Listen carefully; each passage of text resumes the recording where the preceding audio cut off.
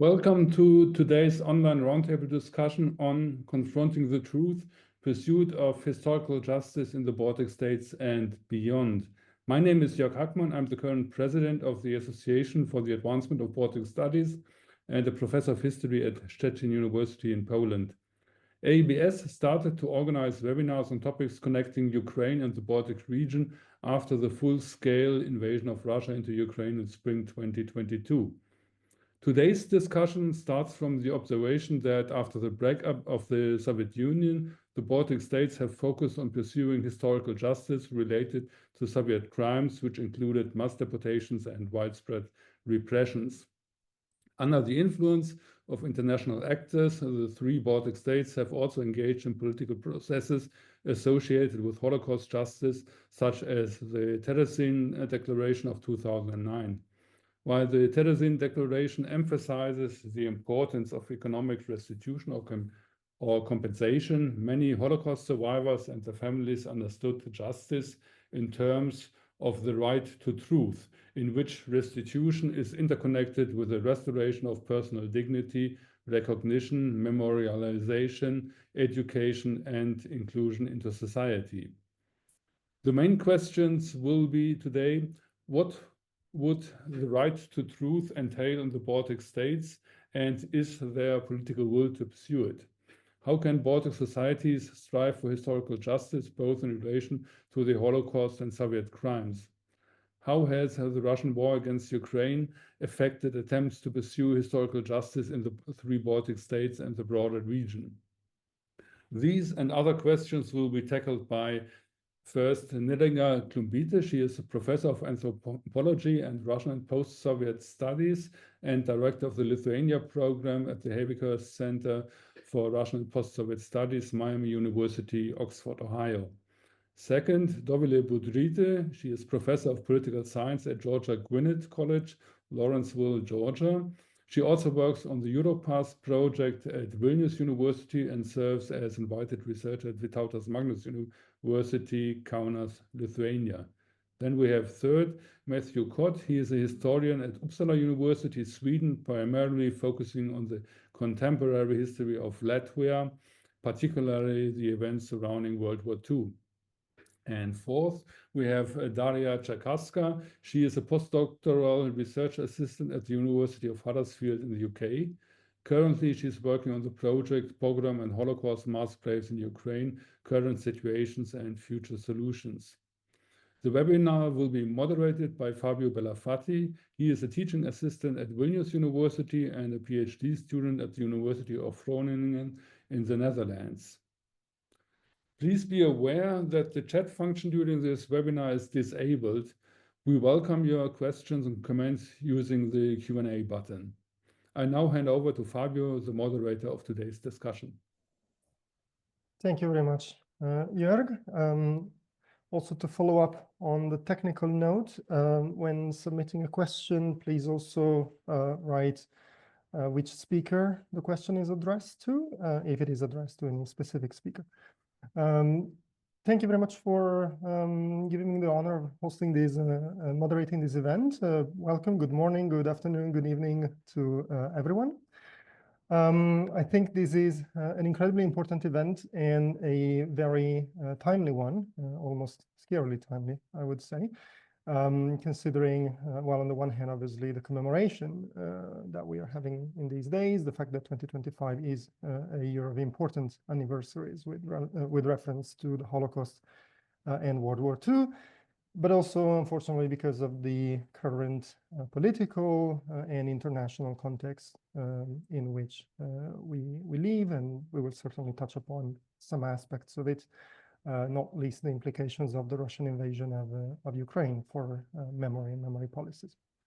So we'll deal with these questions, and to do so, as a way of introduction, I would like to ask our panelists to do a first round of reflections. And we will start from Nedenka and Dovile. And I would like to ask you to respectively reflect on Nedenka, on your research on the Holocaust, and particularly on material violence and dispossession during the Holocaust, And for you, David, I would like to ask for a reflection on the debates about international morality and the implementation of Holocaust justice in Lithuania since 1991. Let's have around 5 minutes for each of the remarks. So Right, Neringa, the floor is yours. I guess I will start, right, Fabio? So this is our joint research, my own and Dovile's. So what I will be talking about, it's basically both of us. So we are looking at plunder and theft during the Holocaust in the Lithuanian provinces, and ultimately we are also interested not just in the dispossession and repossession of these things by primarily Lithuanians, but also in implementation of historical justice during the Soviet times and post-Soviet times after the collapse, especially that's important after the collapse of the Soviet Union, as well as developing memory regimes and understandings of justice at the local, national, and international levels. So, as Bjorn Gross said, plunder and theft were an intrinsic part of the Holocaust, a continent-wide affair, a theft of 6 million people. And if we think about every person who became a victim, first of all, you know, he was robbed in one or the other way, whether that was in Eastern Europe or in Western Europe. So in Germany, we start with 1933 Aryanization policies. In Lithuania, which is the area of our research. It starts, of course, you know, we can talk about 1941 and we will, but 1940 also is important because Soviets take over the country, and what is happening during the nationalization policies, Jewish people as well as others are stripped of their property. The provisional government comes after, you know, the Nazis move into the area in June, and they reinstitute the property. So that's Lithuanian provisional government. They reinstitute the property to Lithuanians, but not Jews and not others who acted against the interest of the Lithuanian nation. So for those in our audience who don't know the numbers well, Eastern Europe and the USSR had very different form of expropriation of Jewish property, partly because of the first Soviet occupation and partly because of the Holocaust by bullets. And a lot in, especially in provinces, a lot of those uh, property and things ended up in local community hands. So we have studies that show that everything belonged to the German Reich, of course, and ended up in the German Reich. But at the same time, a lot was handed over to local administration and or was left or was then sold in auctions and so on. So in just several summer and fall months in 1941, 80% of Lithuanian Jews are being killed. It's 150 to 160,000. They were murdered by the Nazis, Lithuanian auxiliary police units, and collaborators. And the way, you know, in provinces that property was appropriated. So it was during the concentration of Jews. It's during the time when they were in ghettos. It's during the shooting time itself. And also it was property was given or things were given as payment for collaboration with the Nazis, as gifts from shooters and collaborators. Also, they Jews, when they were in ghettos, they exchanged for food. um, Goods were also acquired in auctions. They were given as compensation to partisans, and also they ended up in the Lithuanian hands by being just left for safekeeping. And of course, most of the Jews did not return to collect them. So when we look at eyewitness testimonies, we see that that murder and dividing, you know, appropriating, looting clothing, it acquired those carnivalesque elements, sometimes, very dark forms when, people would fight for pillows or when they would extract golden teeth from murdered bodies for themselves. Of course, there were different levels of knowing. Some people knew very well where that dress or that pillow comes from. Others, or who acquired what, others would buy at auctions and not necessarily knew where things come from. So we call this intimate genocide, part of intimate genocidal violence, material violence as well. And we try to incorporate our understanding and knowledge that we gain from analyzing eyewitness testimonies about what robbery and plunder into understanding of the Holocaust itself. And I will just cite one person's memory from Krakus. Vytautas Račickas, he remembered how one shooter proudly took a handful of golden accessories from his pocket, and he said, there were all kinds of and he remembered that there were all kinds of things, bracelets, watches, necklaces, rings, in a word, a full hand. And that shooter said, wasn't it worth to kill? So we have that kind of memories as well. So to conclude, and I'll pass it on to Dovile, it was robbery and plunder was an intimate violence, part of genocide, integral element of the Holocaust. These relations acquiring Jewish property changed property relations in Lithuania for many years to come. And society only recently started to engage in partial restitution, but the questions of what happened, and they are hard questions and it's not easy to answer, during 1941, 1944 are not being addressed. And this is our hope, that with this work, we could kind of contribute to show those links. And Dovile, now it's your turn. All right.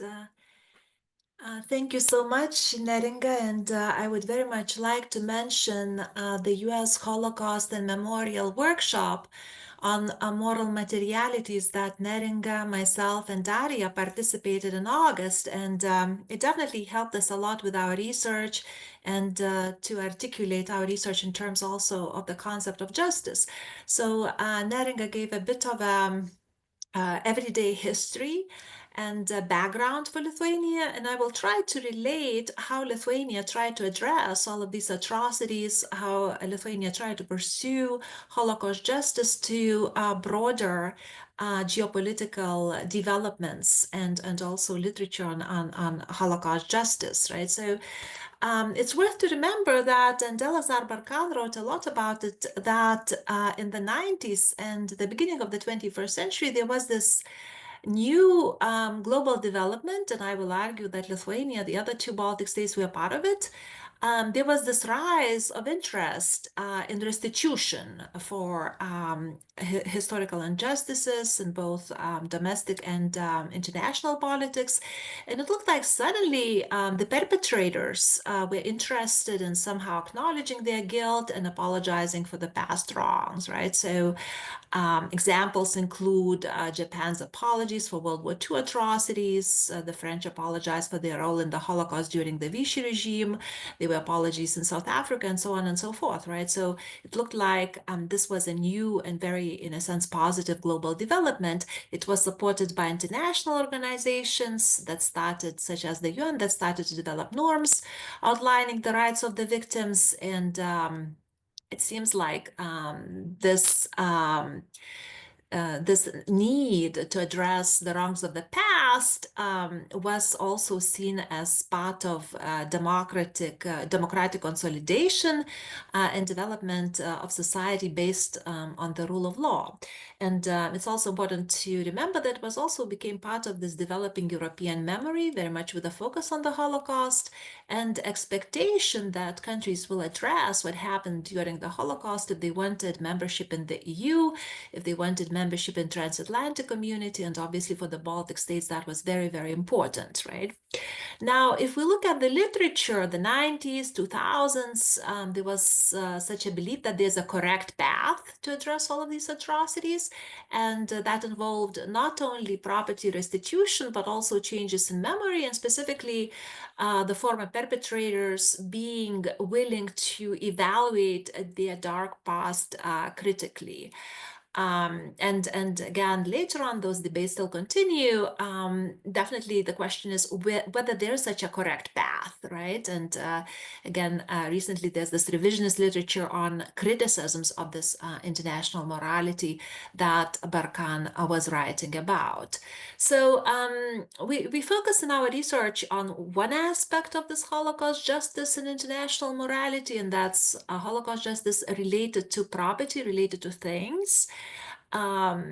So we look at robbery that Neringa was talking about, and restitution. And obviously, when it comes to restitution, the Terezin Declaration, which was signed by 47 countries in 2009, including the Baltic states, was very important. And that declaration identified the main expectations related to the Holocaust justice, which included restitution, right?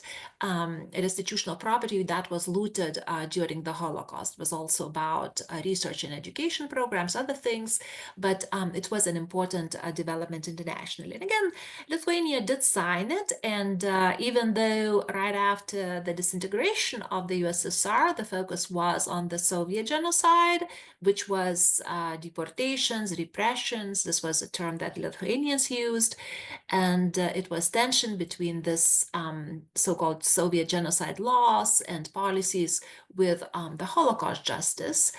But slowly, again, Lithuania started to make progress. With 1995, there was apology by President Brazauskas. Then there was integration into NATO and the EU with International Commission to investigate the crimes. And also, this is also what's very important to us, 2011, 2022, the government committed to restitution of Jewish property because of Terezin Declaration by establishing the so-called Goodwill Foundation, right? So our research very much focused on how the former victims, their families, the Jewish communities interpreted what the Lithuanian state tried to do regarding restitution, regarding Holocaust justice, right? And we'll talk a little bit more about it, but we saw that there's still a lot of work to be done. And definitely there's one thing that the state is trying to do internationally and the other thing that's happening on the ground. So I'll stop right here. Thank you, Davila. We'll certainly discuss this further. I'll move on to a question for Matthew. Tell us something about how, in your opinion, how coloniality has affected World War II memory in the Baltic states, especially, obviously, since the Russian full-scale invasion of Ukraine in 2022. And again, let's stick to 4 or 5 minutes for these remarks. So our field, after the full-scale invasion in 2022, there was a lot of discussion about how one can decolonize area studies and defocus these things. And this is something that resonates very naturally for the Balts, because the Baltic discourse on coloniality, particularly in Latvia and Estonia, has a very long history. I'm going back at least to the Enlightenment author Garlig Merkel, who in his book Die Letten actually says, that the peasantry in Livonia are being treated in this colonial manner in the exact same way that Europeans are treating, colonized people on other continents. So this perception of having been colonized is very deep-rooted. And indeed, one could look at the developments in the interwar independent polities as a form of project of decolonization as well. The land reforms, the shift towards nationalist authoritarianism that disenfranchises the former colonial masters and things like that.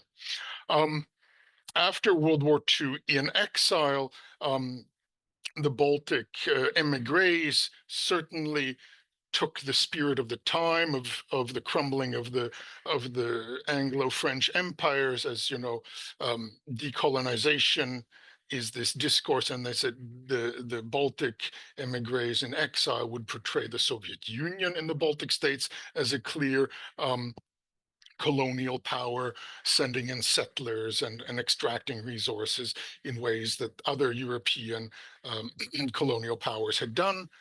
And this also became an undercurrent in the discussions during the Popular Front movements for independence. It wasn't a main focus, but this spirit of decolonization was an undercurrent in the discourse. And certainly, as was already mentioned by Dovile, the changes taking place in South Africa in 1991 with the focus on justice and restitution and reconciliation and repairing the damages of, past injustice very much informed the spirit of the times for the Baltic states emerging in the 1990s, re-emerging as independent polities. So this decolonization effort is something that is of long standing.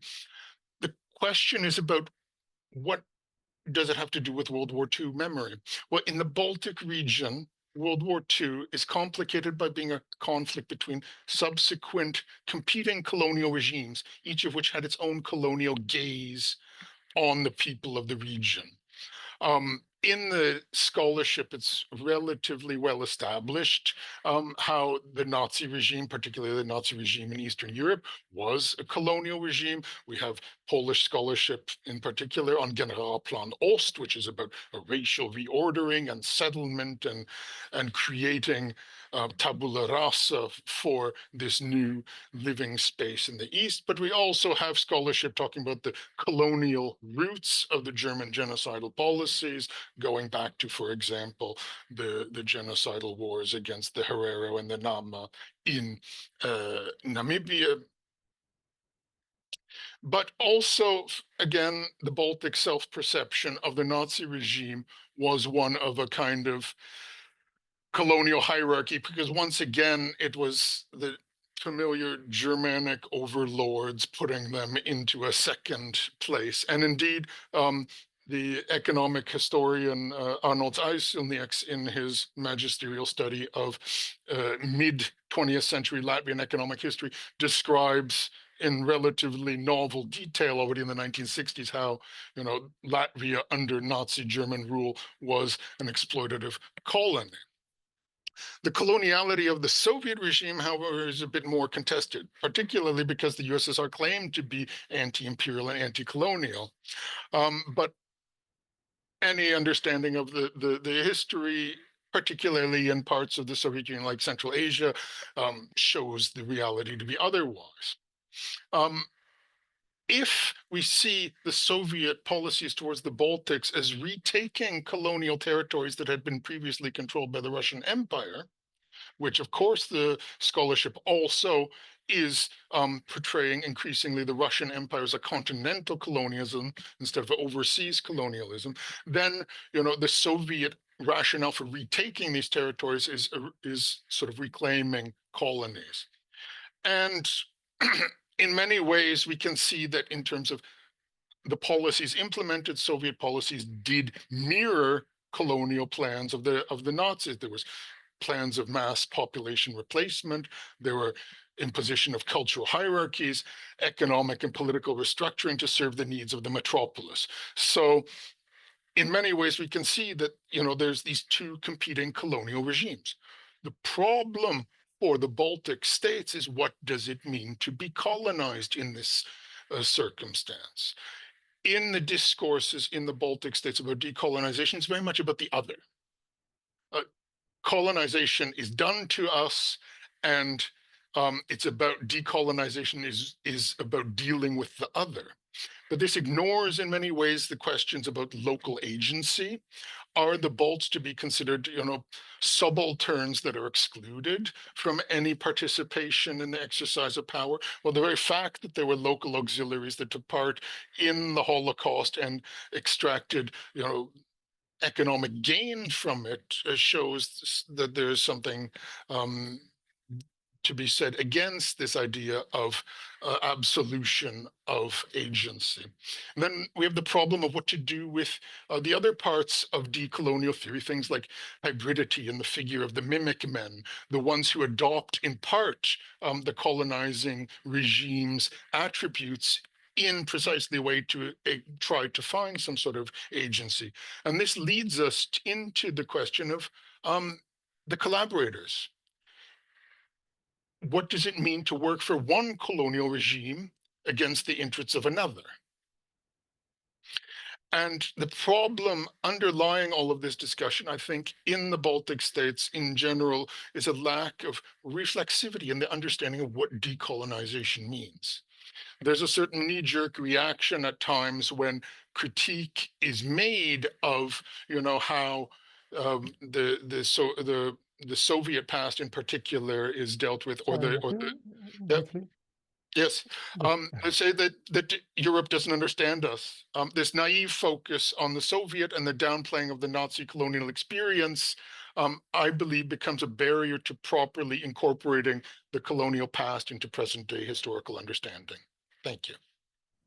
Thank you very much. Expanding our focus a little bit and moving now to Ukraine, I would like to ask Daria a very short question that probably requires a very long answer. Tell us about your research on historical justice in Ukraine. Thank you so much, and thank you for invitation and this opportunity to share my insights about what happened with Holocaust studies in Ukraine. And as Davila already told, that me, Davila and Neringa met this summer in workshop in Washington about actually historical justice in our region, and realized how many very common questions raised in the region, because we have very similar post-Soviet legacy and very similar issues with learning this very controversial and bitter past. My focus of my research is actually on mass grave investigation, mainly Holocaust victims in Ukraine, because in contrast with Central and Western Europe, most of Ukrainian Jews were killed near their settlements in thousands of small villages, small towns, and even in big cities. And Neringa and Davila already mentioned a very specific term which used for describing this mechanism of mass extermination in the region, Holocaust by bullets.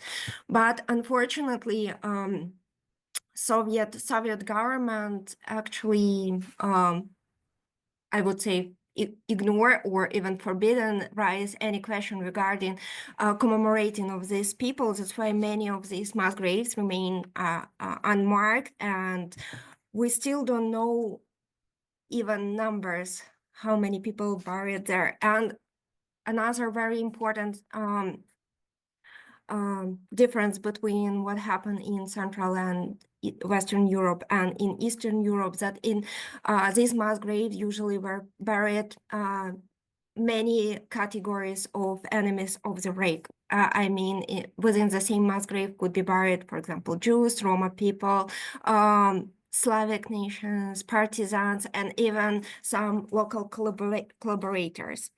And due to neglect policy of Soviet government and lack of attention from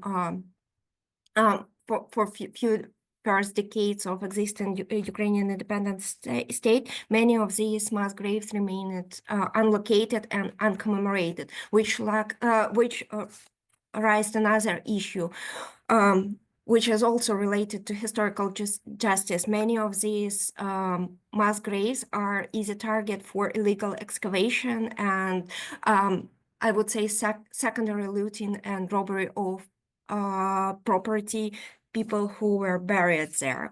And also, as we discovered on that workshop, which I already mentioned a couple of times, that it was very naive and very useful, I would say, excuse for all post-Soviet territories occupied by Germans in terms of restitutions, that according to Soviet legislation, it was very common stereotype that private property doesn't exist. That's why no actually restitution could be claimed back. And I mean, in one hand, it is very very easy answer. That's why we usually this issue with restitution and investigation of robbery that didn't rise in previous investigation. But if you start work with archival materials, you can find a lot of materials about robbery, even list of property which was stolen, very detailed explanation what was stolen, and even after liberation of these Soviet territories, some people tried to claim back their properties and ask Soviet investigation bodies to create some list and get some reimbursement. So it is very difficult field with a lot of lacunes, and we still on the, I would say, on the early stage of creating of our, I would say, general overview what happened on the territory of Ukraine, and how to separate it Soviet colonial discourse, how to remove all what put by Soviet propaganda and ideology, and how to investigate what actually happened on these territories. So I think I'm stopping here and would more than happy to expand my answer in a Q&A section. Thank you. Thank you, Dario. Very, very interesting and certainly very relevant questions for all the countries involved here. I'd like to do a further round of reflections, again, starting from Nering and Davile. I would like to ask you, sticking to around 6 minutes, how do the Lithuanian Jewish communities respond to the state initiatives related to Holocaust justice? And how, in your opinion, does the case of Lithuania enrich the debates about international morality related to the Holocaust? So I will respond to the first part and then we'll give it to Davile. So families of survivors and victims, they remember family property and things as integral part of the Holocaust. So they do connect, most of them do connect their biographies to the Holocaust, and they would remember their homes, would remember things and photos. The majority of them, they would understand this restitution itself as part of historical justice, definitely. But what we discovered in our interviews, and this was very much kind of very interesting and very important, I think, that they do not really speak in terms that we want that specific home back or we want the things that we lost back.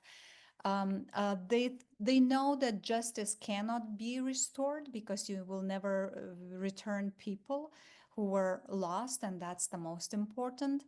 And also, we use that concept of moral materialities to understand their positioning towards the past and towards property. And by that, we mean, that they do not understand this just in material terms. So, like, of course, what restitution brings, it's an opportunity for Jewish community to restore itself, to have all kind of events, to foster Jewish identity. It contributes to social justice, preserving of Jewish heritage. It contributes to education about the Holocaust. But at the same time, they speak about social integration and integration into the Lithuanian society. And this is a very important part. So they talk about recognition of Jewish history and their versions of historical justice, about the importance that there would be no anti-Semitism, that their dignity would be returned, and the importance of education. So we arrive at that conclusion that historical justice has to integrate questions of contemporary political, economic, and social marginalization into society, not just traumas of the past. And I'll be very, very brief because Neringa already covered many points, but I'd like to kind of link my answer a little bit to what Matthew said. And I think one of the insights from Lithuania's case would be the complexity associated with multiple pasts, the Soviet past and the Nazi past. And again, complexity of Jewish communities, right? And when they want just memory, what does that mean? For some of them, just memory would mean also recognizing, let's say, Red Army liberation. Many of them have relatives who fought with the Red Army, and that goes against very much the dominant discourse about the Soviet genocide in Lithuania, right? So that's, I think, where this messiness, this complexity on the ground, that's what can be found through these anthropological investigations that I learned from Neringa. When it comes to this contribution to the debates about justice, I think definitely substantive justice is very, very difficult to achieve, right? I mean, Lithuania did quite a lot on the Holocaust justice to be a good global citizen, to be a good European citizen, but substantive justice has not been achieved. And we see this from the results of the most recent election, right? With a party led by an anti-Semitic leader coming back to power, right? So there's a lot left to be done. And this also raises the question about unintentional boundaries, about unintended consequences of justice measures such as restitution as well.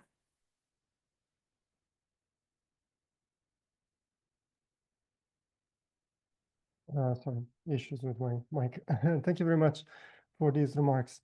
Moving on to you, Matthew. What what lessons, both positive and negative, does the development in the Latvian and Baltic narrative since 1991 can offer for those who are constructing both the broader European and the Ukrainian narratives as well? Regarding the European context, the Baltic, understandable Baltic urge to return to Europe is also a discourse that, in my mind, is a kind of naive decolonization. It's getting out of this colonial existence, but they failed to understand that Europe is actually the archetype of colonialism. And this leads to bizarre things such as a certain kind of national pride in the fact that the Duchy of Kurland had colonies in the Caribbean, and Latvians should actually acknowledge that. This hybridity and mimicry of hegemonic Europeanness on the part of Baltic actors led them to do things such as, and it wasn't just the Balts, but across Eastern Europe, the adopting of forms of Holocaust remembrance for the narrative about the Soviet regime. So the types of things about witnesses and reconstructions and commemorations and things like that. The semiotic language of remembrance is borrowed heavily from Holocaust remembrance. But then the Balts also, due to their particular circumstance, they inject a moral equation of Soviets and Nazis, not just comparison, but a moral equation, which is something that a lot of critique has happened. However, since they were the poster children of post-Soviet transformation, they successfully gained membership to the EU and NATO, and these became platforms. So the adoption of this sort of simplified decolonial discourse, particularly in academic circles which participate in these broader European circles, is given a kind of re-injection into European politics via Baltic actors. So if you see initiatives at the European Parliament level, very often Baltic members are in this formulating memory politics. And certainly Russia's resurgence in Europe since 2008, particularly, is perceived as legitimation, but it also then opens that up for exploitation. For example, when there is memory politics, sometimes these memory politics are then exploited by bad faith Western European actors to erode central lessons of the Holocaust as well. Regarding the Ukrainian situation, Baltic decolonization discourses of the 1990s and 2000s have been an inspiration in many ways for a lot of the memory politics in Ukraine since 2014.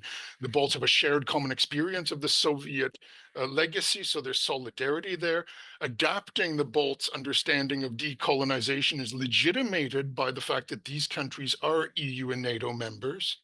But the Baltic situation is unfortunately not completely equivalent to the experiences of Ukraine under the Soviets and Nazis. So it's a poor fit. You end up having a translation of decolonization from Western Europe via the Baltics to the Soviets. And this amplifies some of the mistakes, the idea of heroization, the heroic victimhood, the enemy of my enemy is my friend, can have long-term consequences for democracy and reconciliation in Ukraine once the war is over. And unfortunately, Baltic political actors are likely to exacerbate this situation of memory politics in Ukraine rather than improvement, I would say. And other Europeans may not be equipped to push back on this process in a way that doesn't alienate the very Ukrainians whom they hope to integrate into the European project. So mostly warnings, I would say, to be learned from the Baltic experience. Thank you, Matthew. Very, very clear, very interesting indeed. Daria, one more question for you. If the previous one was a short question requiring a long answer, this one even more so. What have been the effects of the current war on the perception of the Holocaust in Ukraine? And also, sorry, just as a quick reminder to the audience, you can submit your questions in the Q&A box as well. Daria, the floor is yours. Yeah, thank you for your question. Yeah, it is definitely dramatical changes in all Ukrainian society was affected by full-scale invasion, and actually the war which started in 2014 from annexation of Crimea. And I think Ukrainian society learned absolutely amazing lessons, and definitely I agree with Matthew that some lessons were learned from Baltic states, from Poland as well, and from other countries. But also, I have to say that Ukrainian society also went in its own route. And for example, first thing what I'm going to say is that it is absolutely incredible interest of Ukrainian society in learning deep its own history. For example, in last couple of months, one absolutely fantastic academic thesis was defended, and absolutely amazing publication, academic publication was published regarding participation of Ukrainians in luxury police forces and working as collaborators. And it was really difficult to get a copy of this book, actually, because it was a high level of interest to this kind of research. And I have to say that it is like most of course, everywhere exists some marginals and, you know, some weird controversial personality and Holocaust deniers, but mainly these two publications were supported and raised a huge interest. Also, it is absolutely because many people linked personally to what happened now in Ukraine, their own property damage. Many people had to be moved from their own settles, relocated, left country, and even more lose somebody. I think every Ukrainian citizen lose their loved ones on this war, or attended some funeral process, or have some people who went missing in action. So it is very important to learn previous lessons because, as I mentioned, answering on previous questions, that we don't have like a lot of information about people who buried in Holocaust mass graves. But that's why I think, because I mean, generation memory is still alive. People really want to know what happened with their loved ones on this war. And that's why they want to learn what happened with their ancestors who went missing or perished during World War II. That's why it raises interest. And also, I think it is a rise of grassroots initiatives in preservation of Jewish cemeteries, for example, or renovation of synagogues. Even now, even in these very limited and difficult conditions, I think last week it was a huge webinar about best practice of preserving and cataloging Jewish heritage in Ukraine, and it was absolutely fantastic to learn how many people care about Jewish cemeteries, ancient Jewish cemeteries, for example, or how many absolutely amazing initiatives are in small local museums. But unfortunately, because it is war, and of course it rise like some nationalistic agenda, and I can't like say no right idea right wing ideas doesn't exist in Ukraine. Unfortunately, it is still exists, and unfortunately sometimes it appears some very controversial stuff, and some army units use some kind of Nazi symbolic or something like that. But I think it is main changes in Ukrainian society is that people didn't support that anymore. And I mean, it is impossible to say something like that or use some Nazi symbolic in general white society. So yes, and last but not least, also important stuff that of course war is a very big driver of technical development. So this war support dramatical development of non-invasive and remote technologies. For example, Ukraine now is a center of drone technologies and engineering. So that's why many of these technologies could be used. And I'm, as an archaeologist, already see how could be used these technologies for further research of and investigation and location Holocaust-related sites in Ukraine.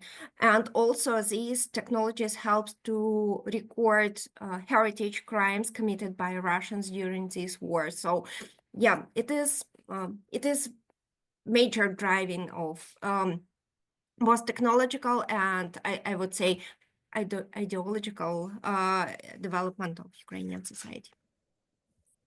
Thank you. Thank you very much, Daria. Very interesting, especially about the point related to technology, which we often leave a little bit to the margins when we talk about historical issues.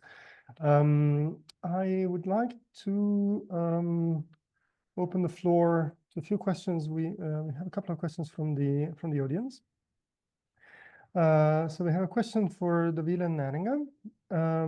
Did the small number of Jewish Lithuanian survivors obtain any kind of restitution of their housing, not as ownership, but as tenancy from the returning Soviet authorities right after the Second World War? So here we're talking about restitution of housing, not as a property, obviously, but as tenancy. And would it be possible to assess the extent of these process? If there was such a restitution, what kind of primary sources can be used to conduct such a research, if possible at all? Davila, probably I should start. Well, we still need the data on this period, and this is a very hard data to acquire. So we primarily rely on our interviews, and from our interviews, we could say that, oh, I lost that question. We could say that the majority of people who returned, that they did not get their property back. Some did.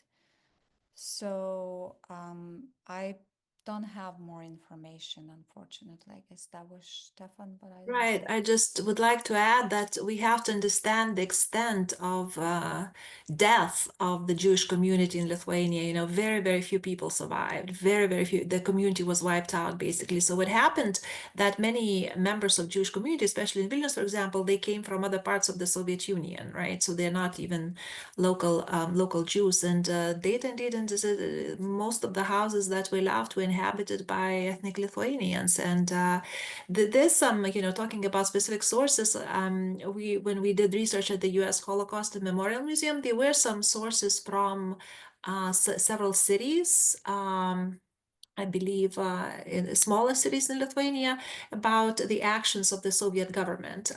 We haven't explored those sources. Primarily our focus is on restitution after Lithuania regained its independence. So there might be something there, but it would be extremely difficult to find who exactly, you know, whether they were, if there were such cases, they would be very, very few, and they would be honestly very surprising in my eyes. we know at least one in Kaunas who received the apartment back, but otherwise, just one more quick comment that in those provinces, many of these homes did not survive. If they did, you know, even if they did, people who returned, that's what they were telling us, they did not go back to those villages, they went back to town. So that's another part of this. And they received other apartments, not the ones that they lived in. Right, thank you. Yes, makes a lot of sense. We have a question from the audience for Matthew regarding the topic of colonization, decolonization, which is something that I personally also find to be extremely interesting, since it's my field of research. So the question is, probably every colonization process involves some cooperation from locals. And indeed, I was thinking about these when you were talking about these, and I was reflecting, for example, about involvement of Indians in the British Army, in the East India Company armies, controlling India itself. So any colonization essentially involves cooperation from locals, as well as some locals maintaining some agency at the same time. Do you think that colonization of the Baltic states is any different in this sense than that of other colonized peoples, other colonial experiences, and how does it differ? I would say it probably doesn't. I mean, the one question is about the time frames we're talking about. It's not, well, depending on what period we're talking about, it's not hundreds of years. It's a couple of years, or in the Soviet period, decades. But there's always involvement, and in the current memory discourse, there's a tendency to absolve locals of agency as much as possible. For example, the Baltic states, in Latvia, the president can acknowledge the crimes of the Holocaust because the organization of the murder of Jews is directly ordered by the German occupying forces and overseen. Even if there are local auxiliaries participating, it's almost always overseen by Germans. So the local actors are furthest down in the hierarchy, and therefore we can acknowledge the crimes of the Holocaust because they're German crimes. The question becomes murkier when we talk about, well, what about, for example, the genocide of the Roma in the Baltic states? And my research has shown that actually local police commanders had much more leeway for personal agency than in the case of the Jews. The Germans wanted all the Jews killed, and they would keep very strict ledgers about how many Jews. The Roma, they wanted them taken care of, but based on decisions made by local actors, one police commander could say, my gypsies are fine, I'm not going to murder them. And the next county over, the local police commander could be overly zealous, and even sedentary Roma, who technically were outside of the legislation, would be also rounded up too, because they're all gypsies and should be murdered. And this makes it very hard then for the post-independence societies to deal with it, because they can't put the blame firmly in the lap of the German occupation regime, because the Roma community knows this, and this is also one of the reasons why they don't make as big of a fuss about it. They commemorate it on their own amongst themselves, but they are not pressing for restitution and acknowledgement in the same way, because they understand that the locals had a much bigger role in the murder of their ancestors and such. They may fear another backlash because, anti-Ziganism is not gone from European society even today. So I think that this colonial experience about agency and involvement, and to what level certain ambitions coincided. For some groups, the Soviet regime was something that gave them advantage. For some groups, the German regime was something that gave them advantage, and they chose to collaborate, particularly if they could right wrongs done by the Soviets previously. And so I think that it's very important not only just to understand this as that these societies were colonized in this way, but it's also to understand the scope for agency that existed, and that the colonial regime would not have lasted as long as it did without a certain degree of acquiescence and involvement from the local population. Thank you, Matthew. Yes, I think this is an incredibly important question, that of agency, which is obviously something that permeates post-colonial and decolonial studies. But what you said echoed very much a lot of the debates here in Lithuania over some prominent Holocaust collaborators. And you can see the same dynamic, right? So, denial of agency as a way to shield the locals from responsibility, sometimes to rather bizarre effects, almost portraying collaborators as kind of silly puppets that didn't know what they were doing, in a way, to preserve their innocence in a way. I have another question, which actually very much dovetails with the question that I wanted to ask myself. To Neringa, Davina, and Matthew, how does one teach the younger generations in the Baltic states and the diaspora about World War II in a healthy manner, in terms of, when it comes to relaying the truth? And to these, I would personally want to add, essentially, how do we go beyond all of these issues that we have been discussing? This is probably a massive question, but briefly, how can we come to a more to a better understanding and a more serene understanding, so to speak, of World War II history? Whoever wants to take this. Davina, maybe we start from you.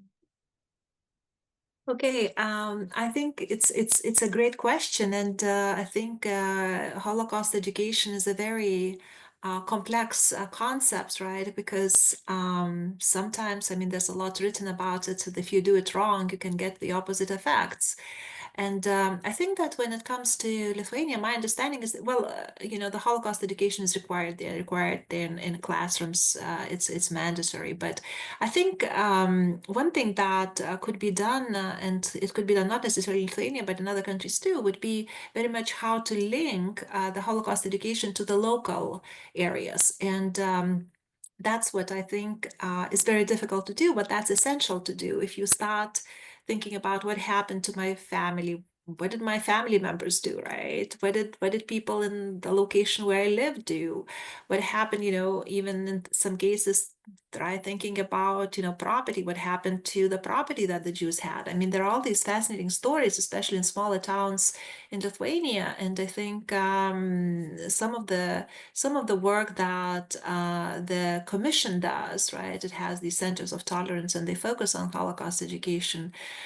Definitely tries to adopt, I think, similar ideas. But I think, again, the focus on the local, I think, is essential for successful Holocaust education. That kind of brings it to life, and it makes young people relate to it much better.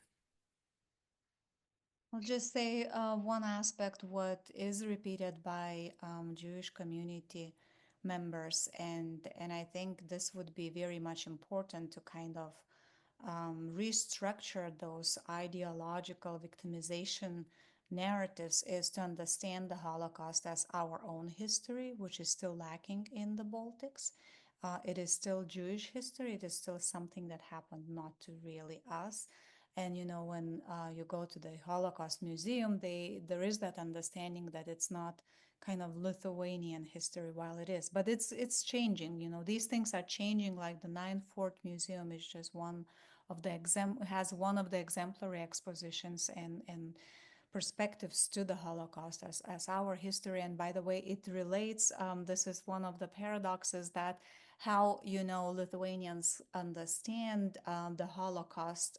It's through the idiom of what is happening in Ukraine, and the genocide of World War II is compared to genocidal actions in Ukraine. And through that, there is that relationship that it could happen to us, and this is about us as well. Yes, I would just like to concur with Neringa that it's very important to get young people to understand that it's about us. It's our history. It's not their history. It's not the Jews' history. In Sweden, they've just recently opened a museum of the Holocaust, and for a country that technically wasn't a locus of the Holocaust, how do you incorporate Sweden into the history of the Holocaust and the Holocaust into the history of Sweden? But it is a pan-European phenomenon, and so it's very important. The other thing that I think is also going back to something Dovile said earlier. It's not only the local and identifying it, but it's also the multiplicity of voices. Getting the different sides of the story through the personal eyes of participants, not without changing the facts, but giving different perspectives on the same events, and also making sure that people understand that the different communities were not monolithic. There were Jews who suffered under the Soviets because they were expropriated and deported, and there were Jews that suffered under the Nazis, and there were Jews that greeted the Germans because they remembered that the Germans were pretty okay in 1915 and things like that compared to the Soviets who had just been there. So the multiplicity of voices, breaking down this idea that things are black and white. And here I'd like to mention the forthcoming book by my colleague Harry Merritt, who I think is actually participating here. His forthcoming book from Oxford University Press about experience of Latvian soldiers on both sides in the Red Army and in the German army during World War II is one of these steps towards this sort of creating this multiplicity of voices and nuancing the experience of World War II. Thank you, Matthew. Thank you very much. I believe we are almost out of time. I think there would be a lot of additional questions that could be asked on such a topic. This is extremely interesting. I really appreciate the fact that each of you has touched on different aspects, but that one of the things that, in my opinion, stands out, besides the usual that we often hear in these kind of meetings, in this kind of events about all the problems, right? Because obviously there are enormous amounts of issues when it comes to memorialization and to justice. But I seem to sense that there is at least a glimmer of hope, at least in some small ways. And I think that this is certainly something that can be and should be built upon by not just by the future generations, but by the current ones as well. The question was about the future ones, but certainly it's important to consider that it's our responsibility as well to carry out and carry on with Holocaust memory. I very much concur with the observation about the importance of localizing, in a way, Holocaust memory. I come myself from a country that has a lot of issues of its own in terms of memory of World War II, memory of fascism, which unfortunately we essentially invented and then exported outside. And I can see very much how the difference indeed, and how much of a difference it makes to be able to localize these stories. It's something that we have not done in Italy. I hope that the country where I now live, Lithuania, is going to be able to do it better. I would like to thank you all very much for participating, and thanks to the members of the audience for submitting questions. And thank you to all the speakers, especially for raising what I think are very valid points for additional research and discussions, particularly in terms of agency, in terms of impact of colonization and decolonization, and how these could be done with reference to memory. Thank you very much to all of you for joining. Thank you, Fabio. Thank you all. Thank Thanks for the you. questions to the audience.